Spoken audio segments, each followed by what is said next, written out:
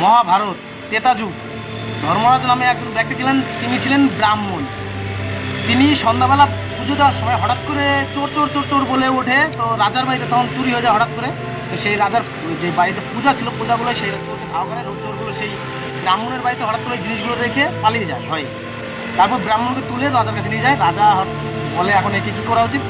শেষে রায় হলো যে ব্রাহ্মণকে ফাঁসি দিয়ে দাও। কোনো একজন হঠাৎ করে এসে বলছে না চোর ধরা পড়ে গেছে, উনি চোর না। তারপরে ব্রাহ্মণ ওখান থেকে ছাড়া পেয়ে যায়। তারপরে শ্রীকৃষ্ণ ভগবানের কাছে ব্রাহ্মণ বলেছিলেন আমি কী পাপ করেছি, কাউকে তো ক্ষতি কোনোদিন করিনি আমি, আমাকে এত বড় একটা অপমান হতে হলো। ভগবান বলছে যে তুমি আগের যুগে আগের জন্মে তুমি প্রজাপতিকে সুই দিয়ে খুঁচিয়েছিলে, 12 বছর বয়স তখন তোমার ছিল। তো ওই খুঁচিয়েছিল, সেই সেই কর্মের ফল এই যুগে ভুগতে হলো, এই জন্যই অপমানটা তোমাকে করা হয়েছে।